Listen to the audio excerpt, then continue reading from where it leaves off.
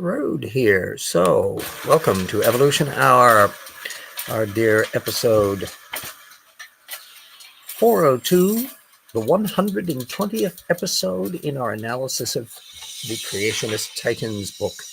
And of course, never forget tortuganwordpress.com, where there is a pile of freebie PDFs, which has some material, although older, is nonetheless pretty much valid and useful as an intro to the whole methodology of creationism issue that is our oeuvre. As you can see, no shelves behind me, and therefore we are in Seattle visiting our relatives for Thanksgiving.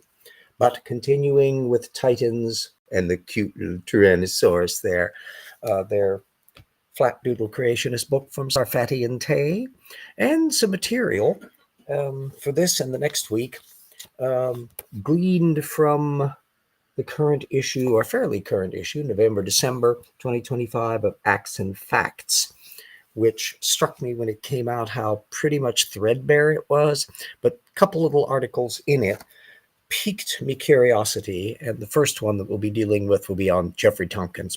But first of all, let's get our cute little bunch from Sarfati and Tay's arguments out of the thing. Hello, Purple. Whee! They're getting to be 40% of their source field are just themselves in the creationist community, and an awful lot of it is Sarfati and various works that they have done.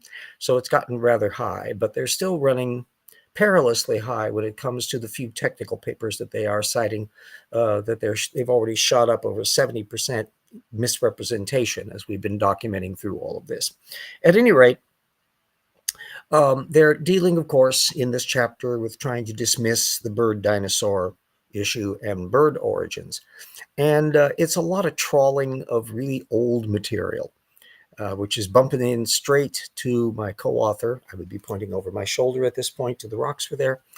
The term monocausism, which is the obsession that occurs in an awful lot of technical literature, of where scientists are a little too enamored of finding the cause for something rather than maybe finding a contributory cause. And in fact, you could have a bunch of different interactive causes for a thing. Well, bird evolution is this in spades. So what you had for many, many years, certainly 1930s down to this century even, was kind of a big tussle over whether bird flight developed from a cursorial critter on the ground with wings that began to flap more and more and take to flight, versus an arboreal approach, which was a critter that was used to flying, crawling up into trees and jumping out of them and gliding and developing flight that way. And yes, Tweetosaurus, yes. Kevin Padian, and I didn't have an open access to be able to link it to, but Kevin Padian did an autopsy on this whole issue some years back, where he was saying that this was basically both of them were right and both of them were wrong. It was a misleading argument, that there wasn't a single causation. And of course, ever since at least the turn of this century, you've got the fact that that you have lots and lots of different flying dinosaur models all going simultaneously, of which the ornithines, the group that make it through the extinction, are just one, and they're not even the dominant one. The enantiornithines that have a different bone structure were the dominant bird group when the dinosaurs were still around. And then you got these little sidebars like Microraptor and all of that that were existing contemporaneously. So the dynamics of flight and how flight muscles developed in organisms in the theropod lineage as a modification of the way their limbs moved anyway in grasping musculature and that. There's been a huge amount of technical literature on this point, which is not showing up in Sarfati and Tay. What they do cite is kind of a cute little sidebar about Samuel. They're having a litany of various people on the ground up, top down approach, and listing their dates and that. One they bring up is Samuel Wilston, 1851 to 1915, whose Wilston's law on reduced or specialized features was footnoted in a 2019 paper by Ascarunas, which I will be putting the link up to when I get back into Spokane to attend to these little details, which was making the argument that Wilston's notion about atrophying features and the like wasn't applying in the particular case of ray bones in fish. In other words, it didn't have anything to do with bird evolution at all. So it was completely irrelevant. And Wilston Wilston was brought up as a peripheral detail in this. So it's a odd paper to be citing on this particular point. If you wanted to have a technical biography of Wilston or whatever, fine and dandy, but instead it's a very secondary trawl. A third idea, what about a seabird that lived on cliffs? They could dive and swim. Yeah, well, you probably got an awful lot of elements that are going on. It is interesting that there seems to be a heavily aquatic island-based form for the pterosaurs to the extent that we can deal with it, although it may be partly the taphonomy issue that the very earliest pterosaurs are quite small and they tend up getting slammed in anoxic lakes and all the rest and drown, and that's why we have the fossils for them. Otherwise, they're not showing up very much. And it is a point that even Alan Fiducia had pointed out in his Mode of Bird origins, that an awful lot of the early radiation of birds does appear to, and this is after the dinosaurs go extinct, but it seems to be related to an awful lot of island hopping and archipelagos and the like, because remember that what we now consider Europe was a series of islands in the great big Tethys Sea before sea levels and things were shifting around later on. So there's an awful lot of paleobiogeography that needs to be drawn into this element. But anyway, in fact, there's a brand new paper that's out on Archaeopteryx musculature, and that it had a fairly good power stroke, but it didn't involve the muscular layout that you see in later birds like the ornithines. Anyway, so the neat thing about this whole example of bringing up Wilston is that none of this material, including the fish material that they are going out of their way to inadvertently bring up in this paper that doesn't have anything to do with bird evolution or really Wilston, is that it's more information that needed to be accounted for if they were going to try to discuss this issue of discussing the fish evolution that's indicated in this and the paleobiogeography of things and the developmental processes of ray fin fish and how these features are developing. It's so far removed from anything that's going to be going on in the creationist world that this is a citation that is an illustration of how evasive and pointless creationism is. Island isolation does push for speciation. Yes, it's that's one of the reasons why endemic species that have gotten specialized into isolated areas, and the more isolated, the better. That's the more likely that they are to be diverging in unusual forms. And isolation, where simultaneously small animals might get bigger and some big animals might get smaller. That's why you find these little dwarf mammoths living on in isolated spots. Wrangel Island, I think it's called, up in the Trans-Siberian Arctic, down into like 25,000 years ago. Anyway, the big fun relates for this episode, I think, is this whole bit from Jeffrey Tomkins and his article. I found the link for it, so you'll be able to check it out as well. But it's the text that's in that November-December 2025 Acts and Facts. And it's misleadingly going on about pseudogenes. He's basically doubling down on the idea, which would be pretty much like what goes on over at Intelligent Design Land, that pseudogenes are really functional things. And here he's playing a tremendous shell game. So he starts off with saying that it's, quote, much research has been published over the past several decades showing that pseudogenes are not only functional, but key to organisms' survival, unquote. Well, remember, no one says that pseudogenes can't become functional and reactivate or become dynamic in individual cases, because we've got an awful lot of genes in our system and an awful lot of interconnections. But that's a big road away from the claim that all pseudogenes are in fact functional and that there's no real pseudogenes at all. So from here, it's a spectacular example of him dancing around technical material to parse things one way or another. So he has a 2012 paper from Wen et al. That I'll be putting a link up to, which was basically a distinguishing between types of pseudogenes. And then the second paper that he cites, a more recent 2021 one, alas, I'll only be able to get the abstract to you on that one, that was definitely indicating that, quote, some pseudogenes were functional. That paper was, in fact, a commentary on a different paper, Kareth et al. 2021. Again, I can only get to you the abstract on that one. And Tomkins cited those as a connected pair on pseudogene processing mechanisms. But the Kareth paper was actually just about sussing out ways of detecting potential functional interactions. It was not in any sense whatsoever a catalog of established instances of pseudogene functionality, which, given the fact that it's a 2021 paper, is kind of a dead giveaway that no, they haven't found that most pseudogenes, let alone all of them, are functional, only that they're still looking around to see what they can detect. Tomkins then started playing around. House hippos. Oh, I think I've seen around some. Of course, those little baby hippos that pop up that was in the news. That I can't remember the name of the thing. It was in a zoo, I think, over in Thailand or somewhere in Asia.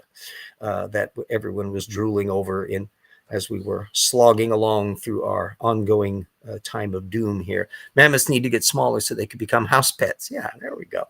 Yeah, well, had they existed longer into a further time, had they persisted farther down to the origin of civilization that would have been treating them, it wouldn't have surprised me that mammoths might not have been treated as a little bit of a house pet. But that's not what we find, because they had gone extinct long before the rise of agriculture and settled civilizations and places that could do those things. Anyway, Tomkins, in his treatment of these pseudogenes, then steps back a bit to the many and some terminology on the next paper that he cites, which is an older one from 2009 by Fablé that I will be able to put up a full text on processed pseudogenes, which was also quite a stretch, as it was about the impact, spin-off impact of intron elements that come into play to regulate the handling of retrogenes that were getting processed. So it's we're calling that pseudogenes are the remnants of formerly functional genes. And that point is the thing that Tomkins and, frankly, the gang over at Intelligent Design Land really don't like to think about, that existing systems can get turned off and lie around as a fossilized component, but there are genetic mechanisms that can turn things back on. And that's not necessarily a good thing, not necessarily a bad thing, but it happens relatively rarely. I saw a Canadian TV commercial once about house hippos. And Tomkins then proceeds to some more spin mantras when he starts dragging in a paper from a rather more distant spot. Policarpo et al. 2024, which I will be putting a full link up to, on cave fish.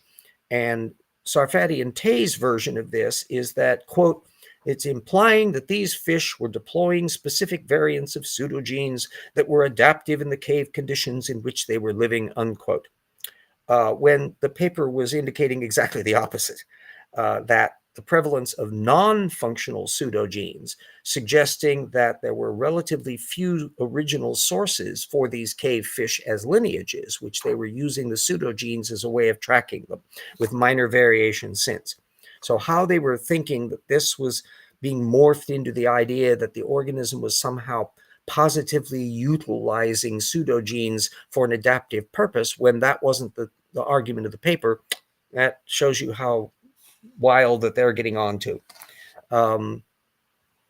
It's an interesting bit to be able to cross-compare the kind of spin. And in fact, Dan Stern Cardinale or Zach Hancock or anybody else that's knee-deep in the genetics of this, if you see the show, and this might be a fun one to follow up on, or Joel Duff for that matter as well, because that's also in biology field, to be able to see the kind of spin and straw grasping that Tomkins is using, and they can put their insights as to how manipulative and in and out of touch Tomkins is from the technical literature. Pick on the blind fishies, yeah. Next week, we'll be having another installment, of course, of our Casey Luskin show, and there will be a fun mystery that will be coming up again from this same issue of Acts and Facts about a new name on the field who apparently is an actual biologist with some published material, and yet he's also a young Earth creationist, and it looks like he's kind of hiding that information. And the funkiness about it is it's from such a new source, 2024-25 period, that it's kind of difficult to track things down because you can't get at the primary source material on this. So we'll find out. That will be a dangling loose end that maybe viewers and maybe have some information on this. And we'll get into that next week when we may or may not be back home in Spokane. It'll all depend on the weathering on the passes and stuff to see what we go on. So cross fingers one way or another. For his time, and not once did they ever get their eyes back. Yeah, this is a feature that I think Randy Guglielmo also with Acts and Facts, and that has been running on as well, kind of manipulating issues of where they don't seem to understand the nature of what's going on in not just blind fish, but various other little critters in this area and the dynamics of it. I think there's been some stuff where Erica may have been alluding to this in one of that show, and I think some stuff from Dapper Dino is bumped into this topic as well. Nothing new under the sun in this area, because it's the same tropes that you find circulating through all of anti-evolutionism, and that is that they cannot tolerate the idea of bad design or dead ends in design. So that Michael Behe at one point was saying that he didn't claim that the designer needed to design everything perfect, but when push comes to shove, it's clear from all of their apologetics that anti-evolutionists are extremely uncomfortable with the idea of things being clunky, inefficient, shutting down genetic material that becomes redundant or perhaps even deleterious because of the dynamics of the system. And that just does not fit into their model of stuff. If you're a young Earth creationist, of course, you're in a much tighter bottleneck, because Tomkins is coming from a frame where anything that exists in any organism anywhere only dates back 6,000 years. Everything is recent. And indeed, the land animals that we would be seeing, and the descendants of those air quotes have to be even younger. They're a sampling of whatever was stuck on the ark 4,400 years ago. That, of course, is a time frame that's so recent that if creationism were true, oh my gosh, they could be pinning this down in great detail by working out the lineages of things and what the original created heterozygosity of the particular kinds were and all of that. And it would be retro-engineering on a scale that would completely eclipse what you can see in the regular scientific literature if their model was correct. But that's not what we get. Be the epics of God, how come a frog can regrow a missing leg, but it can't regenerate my truncated figures? Yeah, that's another one where there's an extensive literature on, come on, waiting for my little thing up here. Come on, there we go. There's quite an extensive literature on that whole bit of regeneration in vertebrates, where it's highly specialized, and they study the genetics of how that happens, and also the genetics of what shuts it down. And that's the reason why most mammals, most vertebrates can't do that. So you can find it a bit among amphibians, salamanders, things like that. It's gotten bypassed.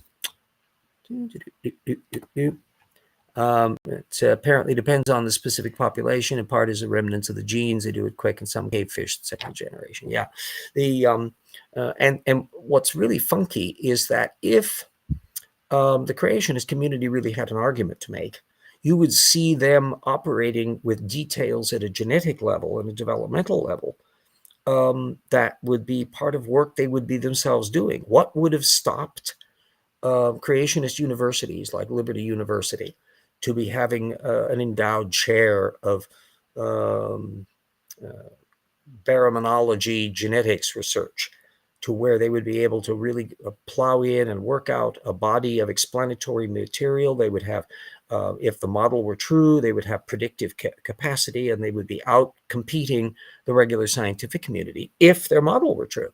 And it's the same reason why creationist geology and creationist astronomy, all of these areas are just wheel spinning, trawling around through the existing literature that they did not themselves contribute to, by and large. There's also Ash the cat here, maybe jumping on us at some point if we'll hopefully be able to do the whole show without that happening. But there's nothing to dictate that Storm's cat might not want to invade our space. He is a very persistent little kitty. It was a stupid ability for mammals to use. You would think so. Well, of course, the funky thing is that if you try to press a creationist on it, they can always just say it's all due to the fall, that things were better in the good old days. But of course, nobody even imagined in biblical times that animals could do that at all. And it's only within the rise of modern science, where they could observe these things at greater detail, that the question comes up.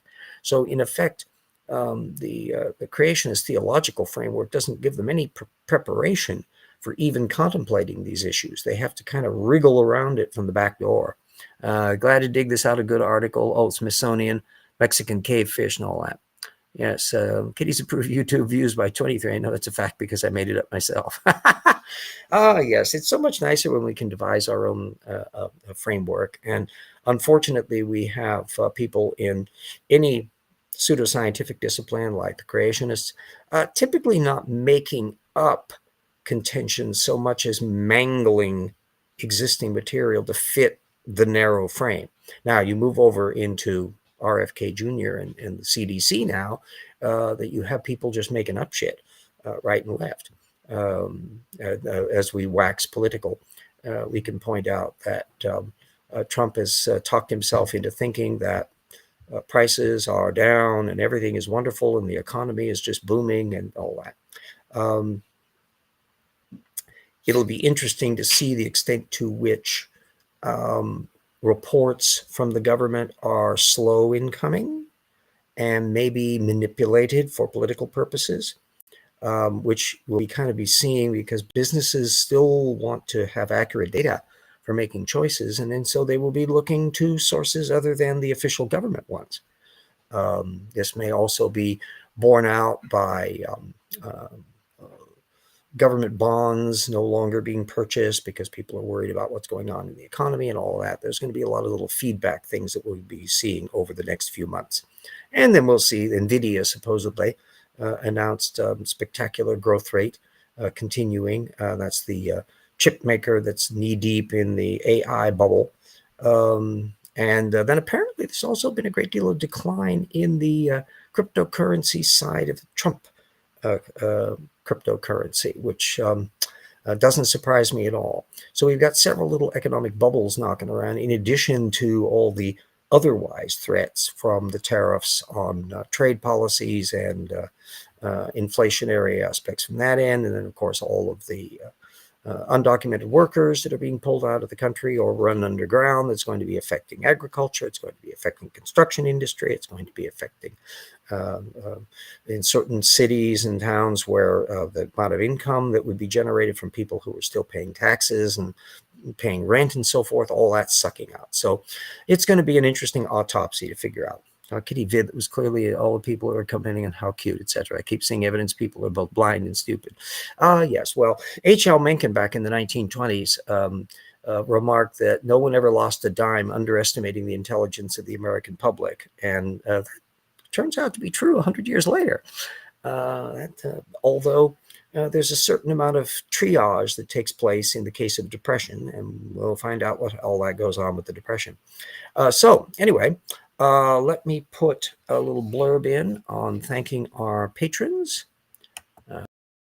So we will, come on, there we go. Do my little, it's always a little bit clunkier maneuvering around with the scratch pad mouse mode in this computer rather than, come on, there we go. Thank you, everybody, our patrons. We can't do it without all of your help, and we are well aware of the fact that in the coming stressful economic times, people may have to rethink their contribution on that. Take care of your own, keep your powder dry, and keep your environment careful on that point. But everybody who continues to stick with the old RJ here, it is very much appreciated, and I thank you very, very, very much. So let us put a little advert on nearly completed. I would again be pointing over my shoulder to indicate that nearly completed with the cosmology chapter.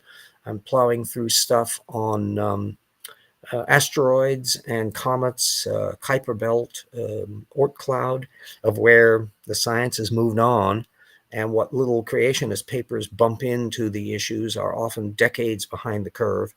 And the latest telescopic information, and that just keeps on advancing beyond it.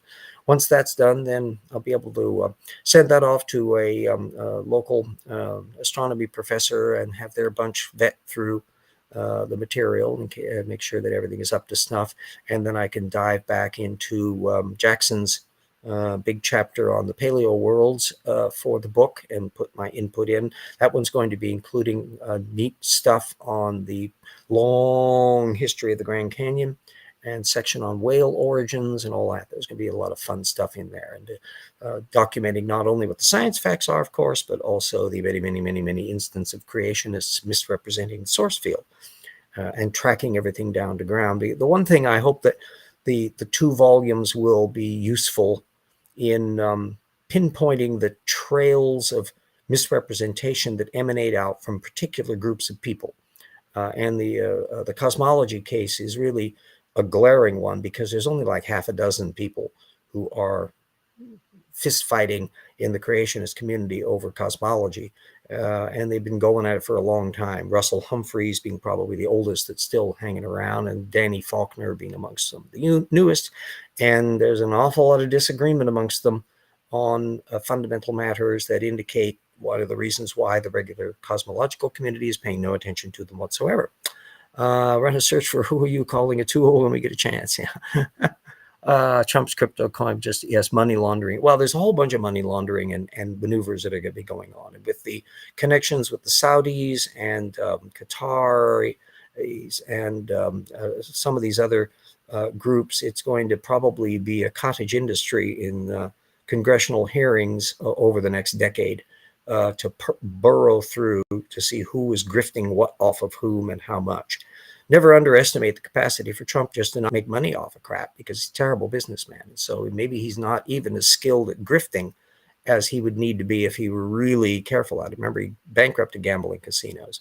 So it's an unusual little bit. Well, let's put our advert up for our Rocks for Their Volume 1 and remind everybody that it is a well-documented and very thick work that, in addition to being a meticulous treatment of the subject, is to act as a big doorstop and heavy enough that if you clunk it over somebody's head like a creationist, it probably will raise a bruise. The other one, Volume 2, should be just as bulky.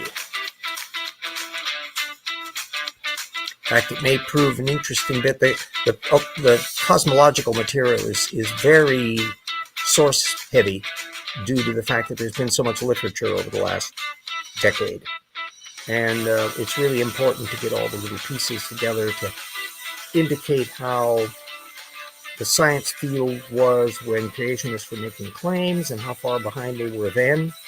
And then the subsequent material that shows how it's gotten even worse as time has progressed. Any attempt to argue that the Hubble Space Telescope and the Webb Telescope are undermining the standard astronomy, nope, quite to the contrary. And of course, it will be thoroughly cross-indexed so that everybody can find all the cute little details they need as easily as possible and as effectively as possible. So, hi, Brian. There we go. So here we are. Any little minor questions? We are a little past half an hour. Any questions or comments or curiosity about stuff? Here that stand, the T-Rex is now in a new museum in Dubai. No, I hadn't heard about that. There's a certain degree of one-upsmanship because my little Nat Park project that I would keep poking around on, there's an awful lot of amusement parks that have popped up in a lot of cultures. There's that great big one in Saudi Arabia that's, well, probably one of the hottest places to put an amusement park, as in just it's hot there. Whether or not it lasts as well, there are whole big issues, both in a lot of the Arab world and also in China, where there are whole amusement parks and cities that have been built and then gone bankrupt, and they're just husks and cocoons. In some cases, they never even remove the rides. So there's a lot of curious little blips popping around in there to indicate that although a lot of people have a lot of money to throw around, it's also the case that an awful lot of people throw away a lot of money. And that does not mean that because somebody tries a thing at a particular moment that it's going to stick that way. So it's going to be an interesting rest of the century. I hope to stick around long enough to be able to complete as many of my little projects as I would like. I want to get all the books with Jackson out of the way. I want to write all of the Paralogs novels. We are continuing on that little project. Once I get Rocks Were There Volume 2 out of the way, then I can gear shift my brain back to finish out the third Paralogs novel, which will carry things on into 1879, and continuing little bits and pieces of the things for the subsequent books. So, Tire City of Dubai has no means of supporting itself. Yeah, there's a lot of areas where if you have enough money to throw around, you can have desalination plants, you can have massive air conditioning systems and all of that. To their credit side, quite a few of these oil-rich states have gone out of their way to invest their money in areas other than oil so they can theoretically have a certain amount of sustainability. But how much of it is just building off of tourism, which may or may not work in an environment where you have such an enormous energy cost to maintain a comfortable environment with them, plus the potentialities of sea level change and political alterations. We'll see. Where a lot of these places will be 20 or 30 years from now is uncertain. Things can go up and down. Brave browser went out and shed that all it's fully disableable. Are you enjoying watching artificial intelligence evolve while creationists still claim there's no such thing as evolution? That's a plus and a minus thing. One thing that's intriguing about AI is that it easily hallucinates stuff.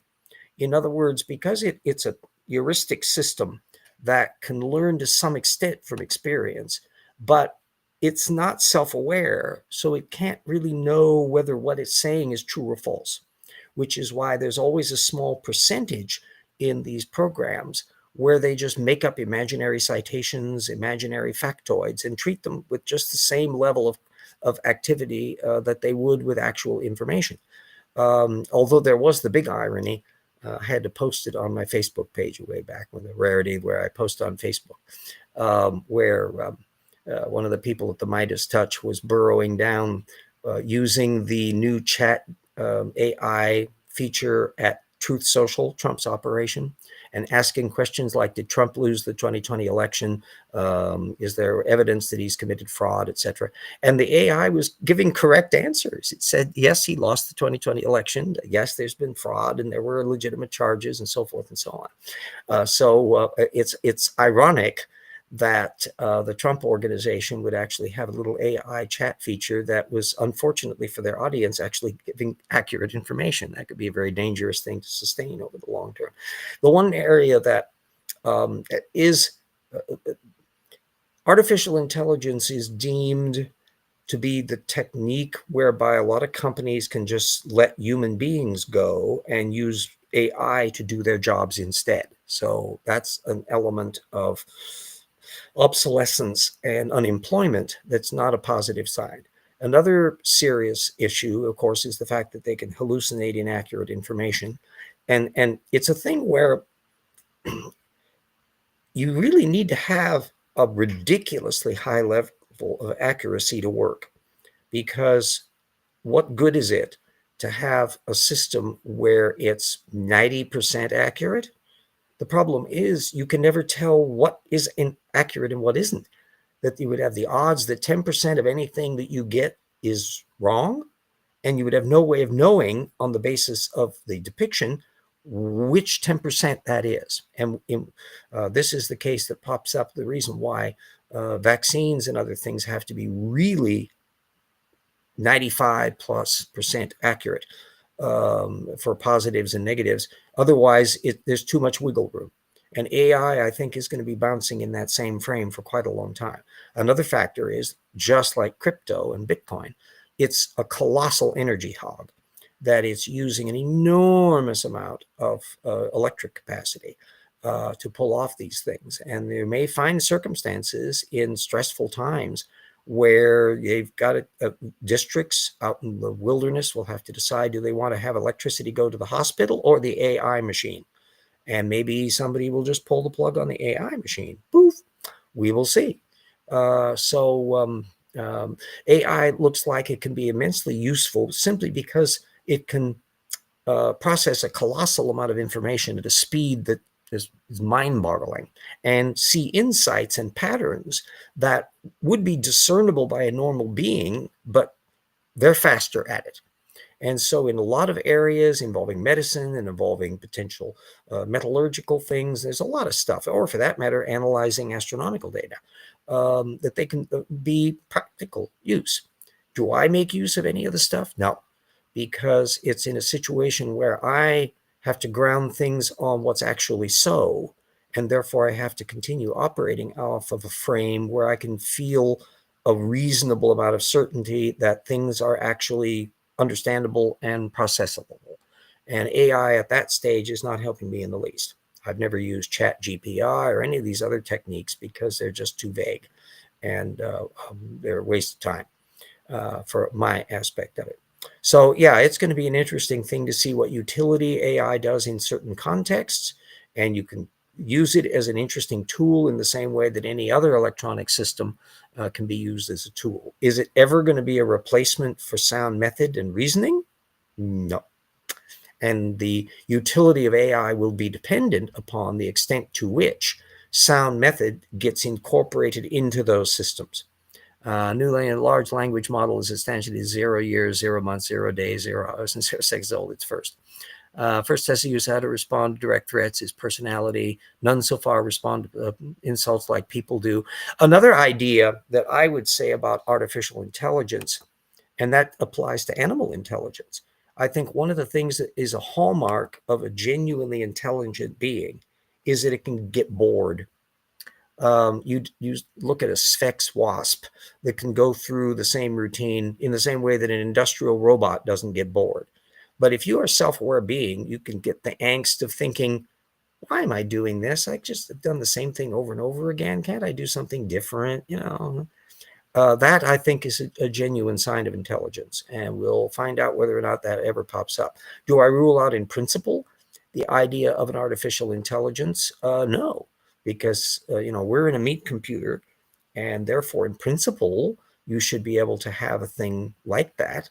Want to make sure that it can't blow us up like Skynet in the Terminator series, and it would have to obey and work out the same kinds of rational rules and philosophical conundrums that we've had to do as a human species. So it doesn't change the framework in that respect. Some questions are unanswerable; they're undecidable, and an algorithm, if it's trying to make up its mind as an absolute decision on a thing you can't make up your mind on, maybe that'll just blow a gasket. Who knows? Large language model, conversational artificial intelligence, a person. So of course they do respond like people do. They may or may not respond like human people do. That's another issue. Yeah, that's it'll be an interesting little thing. One more thing to worry about. Frankly, I would love to have artificial intelligence be a thing that we can worry about after we have taken care of correcting the political mess that brought Donald Trump into power. That's going to be a far more salient issue. And it's not one that just we have to face. I mean, people in a lot of different cultures are facing the same bit. And it's a great deal connected up to how young people are too dependent upon narrow information sources, and they don't have the skill set per se to be able to do fact checking properly, to be able to vet their information. And in that respect, then they're just running off a gut feeling and tribal interests of what they feel ought to be the case. But that's very bad choices can be made in those circumstances. And hopefully we will be able to work our way through that in the bumpy times to come, which will act as a direct feedback loop to show that you made this decision and here's the bad result. Now you realize why that was a bad decision, right? And then move on to correct and not make bad decisions. How to solve that before it happened, the same solution would still work. Anyway, everybody take care and watch out if you're in places of weather or other uncertainties, and keep your powder dry financially and otherwise for the potential storms to come. Could be very many and troublesome. But we've made it through terrible things before, including the 1930s Depression and the Second World War, and prior to that, the Black Death and the like. So, we're a resilient species. We have electronic tools, we have ingenious things, we have technology and the like.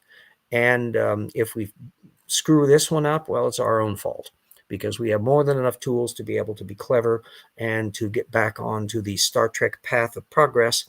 That is the world that I want to see, and not the muddle along with nincompoops in idiocracy that we are currently having in charge. Okie doke. So everybody, stay safe, watch out for the wooden penguins, and we will catch you next week.